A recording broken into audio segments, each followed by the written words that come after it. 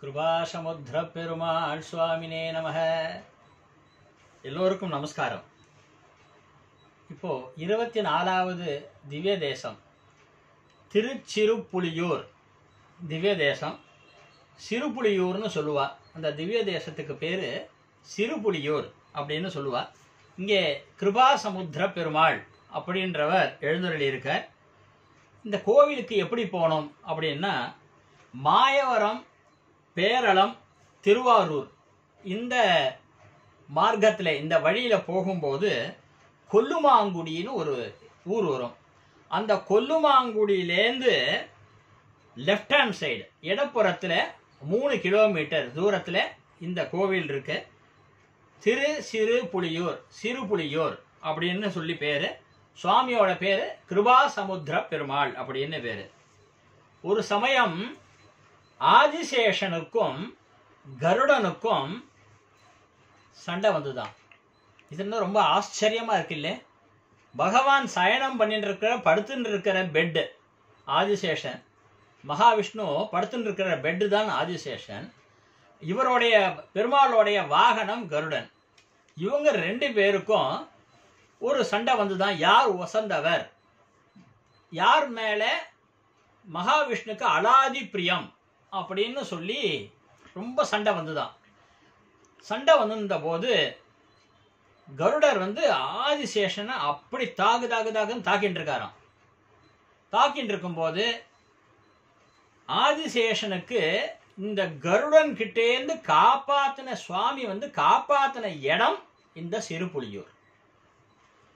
ரொம்ப சின்ன ரூபத்திலே புஜங்க சயனம், இப்படி புஜங்க சயனத்திலே சுவாமி காட்சி கொடுத்தாராம். அப்போ சொல்றாராம், இதுக்கு நேர் மாறா, அதாவது சின்ன சைஸ்ல இப்படி படுத்துட்டு இருக்கா மாதிரி இருக்கு இல்லையா, இதுக்கு நேர் மாறா திருக்கண்ணமங்கையில நீ என்ன தரிசனம் பண்ணு அப்படின்னு சொல்லி அங்கே ஆழ்வாருக்கு சொன்ன இடம் இது. வியாக்ரபாதர்னு ஒரு ரிஷி இருக்கார். அவர் புலியோட கால், கைகள், அதுக்கப்புறமா கண்கள், இதெல்லாம் சிவபெருமான் கிட்ட தவம் பண்ணி பெற்ற வியாக்ரபாதர். அவருடைய விருப்பப்படி பெருமாளை சேவிச்சு வணங்கிண்டு வைகுண்டம் சேர்ந்த இடம், வைகுண்டத்துக்கு போனார். அதுக்கு உண்டான பேஸ்மெண்ட் போட்ட இடம் இந்த இடம்தான். அவருடைய உருவத்தை இப்பவும் அந்த கோயில்ல போய் பார்த்தேன்னா இந்த வியாக்ரபாதர் அவரும் அங்கே பாதத்துக்கிட்ட இருப்பார். அவரும் ஸ்ரீரங்கம் மாதிரி தெற்கு பார்த்த திருமுகம். இங்கே சர்வதோஷ பரிகார ஸ்தலம். இது உங்களுக்கு ஜோசியர்கள் என்ன ஏதாவது தோஷங்கள் இருக்குன்னு சொன்னாலும் எல்லா தோஷங்களுக்கும் போறதுக்கு உண்டான சர்வதோஷ பரிகார ஸ்தலம் இது. கண்வ மகரிஷி மோட்சம் அடைஞ்ச ஸ்தலம் இதுதான். கண்வ மகரிஷி மோட்சம் அடைந்த ஸ்தலம் இதுதான். இங்கே நார்த் சைட்ல பார்த்தேன்னா, வட மாநிலத்தில் பார்த்தேன்னா அங்கே விஷ்ணுபாதம் அப்படின்னு ஒரு க்ஷேத்திரம் இருக்கு. அந்த விஷ்ணுபாதம் இருக்கிற இடம் அதுக்கு ஈக்குவல் இங்கதான், இந்த இடத்துல தான் இருக்கு. ராகு கேதுவோட மூதாதையர், அவங்களுடைய ஃபோர்ஃபாதர்ஸ், ராகு கேதுவோட ஃபோர்ஃபாதர்ஸ் ஆதிசேஷன், இவங்களுக்கெல்லாம் தனியாக ஒரு சந்நிதி இருக்கிற இடம் இந்த இடத்துல இருக்கு. அங்க போனா, அதாவது நிறைய பேர் கோயிலுக்கு போனா நேரா போனோம், என்னமோ ஒரு மிஷின் மாதிரி கடகடன்னு துப்பாக்கியில சுட்டு வருவாங்களா, அது மாதிரி நேரா போய் கோயில போய் பார்க்க வேண்டியது, வேகமா கார்ல ஏறி உட்கார வேண்டியது, அது மாதிரிலாம் பண்ணிட்டு இருக்காங்க நிறைய பேர். இருந்து பொறுமையா ரசிச்சுட்டு சிற்பங்கள் கலைகள்லாம் ரசிச்சுட்டு வரணும். நிறைய பேர் அந்த மாதிரி பண்றது இல்லை. எல்லாம் பக்கத்துல என்னென்ன சுவாமிகள்லாம் இருக்கா, என்னென்ன பெருமாள் இருக்கார், என்னென்ன விசேஷங்கள்லாம் இருக்குன்னு எல்லாம் தெரிஞ்சு போயிட்டு வர்றது நல்லது. இவ்வளோ நம்ம உபன்யாசத்துல சொல்றது எதுக்குன்னா எல்லாமே பார்க்கணும். இந்த இடத்துல கண்வ மகரிஷிக்கு மோட்சம் கிடைச்ச இடம் இது. அதே மாதிரி ராகு கேதுவோட ஃபோர்ஃபாதர்ஸ் பாருங்க, எவ்வளோ ஒரு சேவிக்க வேண்டிய இடம் இல்லையா. ராகு கேதுவோடைய ஃபோர்ஃபாதர்ஸ் மூதாதையர் ஆதிசேஷன் இவங்களுக்கெல்லாம் தனியாக எழுந்தருளி இருக்கிற ஸ்தலம் இந்த இடத்துல இருக்கு. திருவனந்த மானச தீர்த்தங்கள், புஷ்கரணியோட பேர் வந்து திருவனந்த மானச தீர்த்தங்கள் இருக்கு. விமானம் பேரு நந்தியாவந்தனம் அப்படின்னு சொல்லி, நந்தியாவர்தன விமானம் அப்படின்னு ஒரு விமானம். விமானம்னா நம்ம ஏரோப்ளேன் எடுத்துக்க கூடாது. அதாவது சுவாமியோட கர்ப்ப இருக்கு இல்லையா, கர்ப்பஸ்தானம், அந்த அந்த மேல இருக்கிற பாருங்க, அந்த இப்படி இருக்குமே அதுதான். இங்க ஆழ்வார் வந்து திருமங்கை ஆழ்வார் மங்களாசாசனம் பண்ணியிருக்கார் இந்த இடத்துல. சுவாமியோட பேர் அருள்மா கடல் சலசயன பெருமாள். இங்கே மகாலிங்கபுரத்துல பார்த்தீங்கன்னா அங்க ஸ்தலசயன பெருமாள் பார்த்திருக்கேன் இல்லையா, இங்கே சலசயன பெருமாள் புஜங்க சயனத்துல இருப்பார். தெற்க பார்த்த திருமுகம். உற்சவர் பேரு கிருபா சமுத்திர பெருமாள்னு பேரு, அருள்மா கடல்னு பேரு. நாச்சியார் திருமாமகள் நாச்சியார். உற்சவர் பேர் வந்து தயாநாயகின்னு பேரு. அற்புதமான கஷேத்திரம். இப்போ 24வது திவ்ய தேசம் இன்னைக்கு நம்ம சொல்லிட்டு இருக்கோம். இந்த திவ்ய தேசங்கள்லாம் போய் ஒரு நீங்க ஒரு பக்கம் போறேன்னு வச்சுக்கோங்களேன், கும்பகோணம் பக்கம் போறேன் அப்படின்னா, கும்பகோணத்திலேருந்து ஒரு சுற்று வட்டாரத்தில் என்னென்ன கோயில் இருக்கோ எல்லாத்தையும் போய் பார்த்துட்டு வந்துருங்க. ஒரு நாள் 2 நாள் இருந்தாலும் பரவாயில்ல, அதெல்லாம் பார்த்தா விசேஷம். இதெல்லாம் போய் பார்த்துட்டு சேவிச்சுட்டு வாங்க. சரி, மனிதர்களுடைய செயல்களை பற்றி பார்ப்போமா? மனிதர்கள் செயல் என்ன அப்படின்னா, ஆதிசேஷனுக்கும் கருடனுக்கும் சண்டை நடந்த இடத்துல கருடன் ஆதிசேஷனை காப்பாத்தினார். கருடன் கிட்ட இருந்து பார்த்தோம். நம்ம வந்து தேவையில்லாம மனுஷா, நம்பன்னா நான் உங்களை சொல்ல, மனுஷா என்ன பண்றா, தேவையில்லாம நிறைய குடும்ப சண்டைகள், ஒரு பிளாட்டோ தனி வீடோ எதிர்த்தா போல அங்கங்க சண்டைகள், தெருல சண்டைகள், இந்த மாதிரி சண்டை போடுறத முதல்ல தவிர்க்கணும். யாராவது ஒருத்தர் தெரியாம காலை மிதிச்சா உடனே அவங்ககிட்ட போய் சண்டைக்கு போறது, அப்படிலாம் இல்லாம நம்ம வந்து ஒருத்தர் எக்ஸ்கியூஸ் மீன்னு சொல்லிட்டாருன்னா விட்டுறணும். அவகிட்ட போய் சண்டையை போட்டுண்டு அதெல்லாம் பண்ணக்கூடாதுன்றது இந்த புராணத்து மூலமா நமக்கு தெரிகிறது.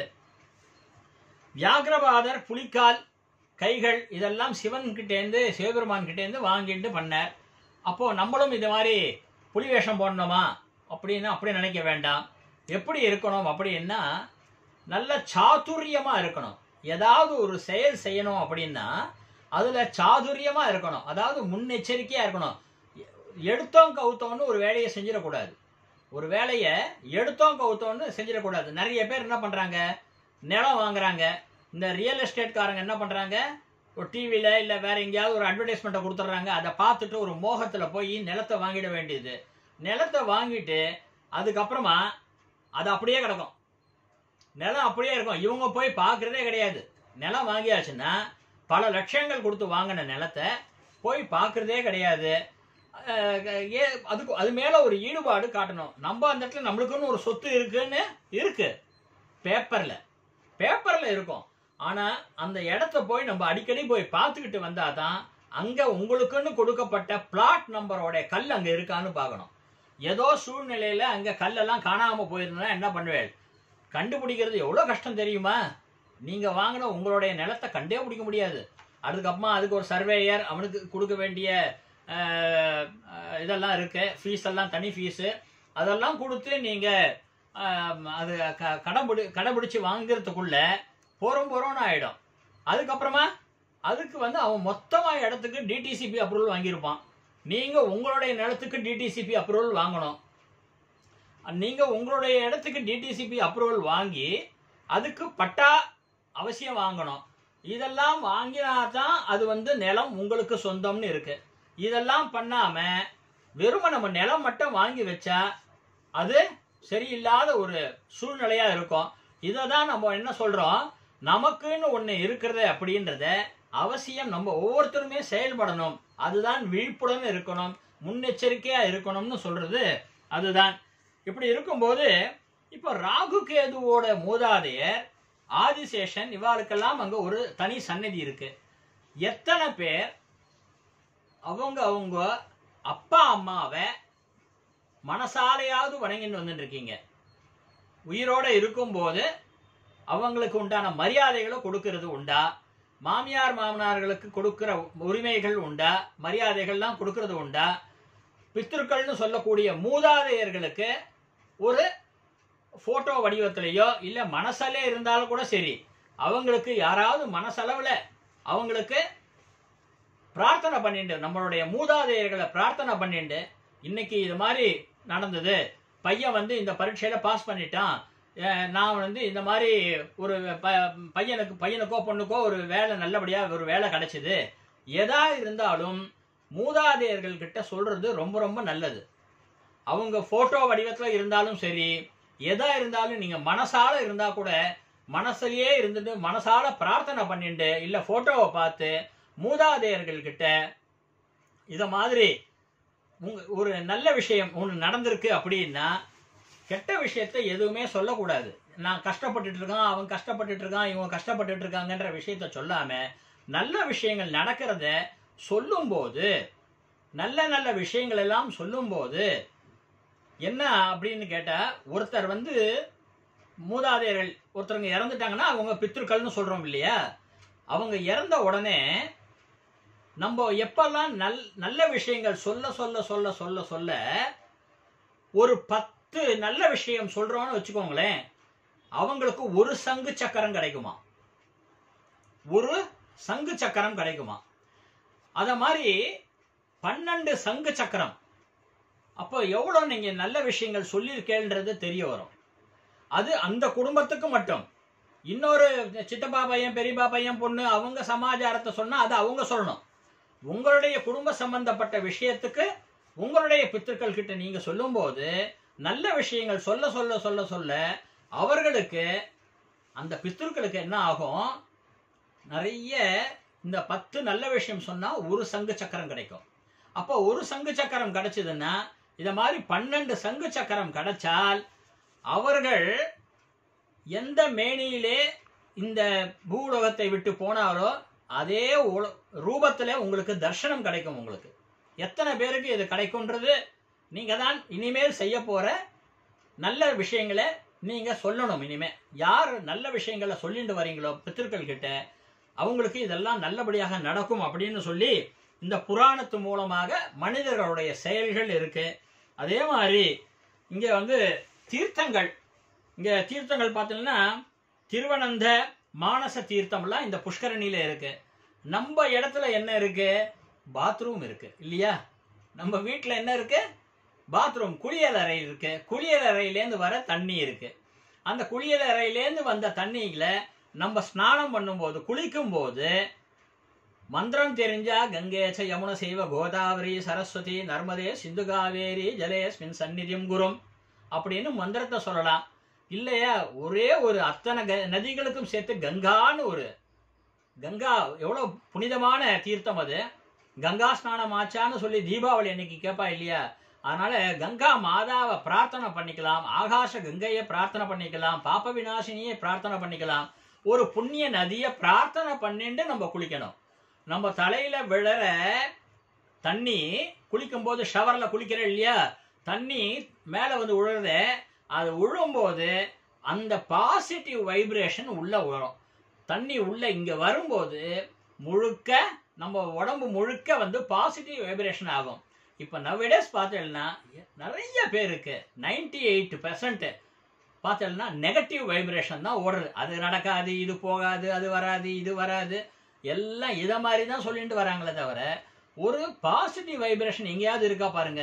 இந்த பாசிட்டிவ் வைப்ரேஷன் நம்மளுக்கு கிடைக்கணும் அப்படின்னா நம்ம ஒரு குளிக்கிறோம், தலையில தண்ணி படலைன்னா கூட உடம்புல தண்ணி பட்டா கூட அது ஒரு பாசிட்டிவ் வைப்ரேஷன். ஒரு புனித நதியோட பேரை சொல்லுங்க. நான் பேர் சொன்னேன், எழுந்து உட்காந்துக்கும் போதோ தும்மும் போதோ பேசும் போதோ வாசுதேவா, நாராயணா, ஹரி, ஸ்ரீகிருஷ்ணா, நரசிம்மா, ஏதாவது ஒரு பேர் அந்த மாதிரி சொல்லிட்டு வாங்கோ. இத மாதிரி சொல்ல சொல்ல பிராக்டிஸ் ஆகும். உங்களுக்கு பிராக்டிஸ் ஆகும்போது பிராணன் போகும்போது அப்போதைக்கு இப்போதே சொல்லி வைத்தேன் அரங்கமா நகருளானே அப்படின்னு சொன்ன மாதிரி இப்பவே நம்ம சொல்லி வைப்போம். பிராணம் போகும்போது நமக்கு அதெல்லாம் நினைக்க தோணாது, சொல்ல தோணாது. ஏன்னா பிரஜை இருக்காது. பிரஜைன்றது அந்த நேரத்துல சுய நினைவு நமக்கு இருக்காது, எப்படி இருக்கும்னு தெரியாது. அதனாலே இதெல்லாம் நம்ம செஞ்சுட்டு வந்தோம் அப்படின்னா எல்லா நாளுமே நமக்கு இனிமையான நாளாக இருக்கும். இந்த திவ்ய தேசம் 24வது திவ்ய தேசம் திருச்சிறுப்புலியூர். சிறுப்புலியூர் இந்த தேசத்திலே இருக்கிற கிருபாசமுத்திர பெருமாள் இந்த யூடியூப் வீடியோ பார்த்துட்டு இருக்கிற அத்தனை பேருக்குமே நல்ல சகல க்ஷேமத்தையும் கொடுப்பா. அவ குடும்பங்கள்லாம் சௌபாக்கியம் நல்ல சந்தோஷமாக இருக்கணும்னு பிரார்த்தனை பண்ணிக்கிறோம். யாரெல்லாம் இந்த யூடியூப் சேனலை பார்த்துட்டு வந்துட்டு இருக்கீங்களோ எல்லோரும் சப்ஸ்கிரைப் பண்ணிட்டு பாருங்க. Bell button all button click பண்ணி நீங்க உங்களுக்கு பிடிச்சிருந்தா பிடிச்சிருக்குன்றத கொடுங்க.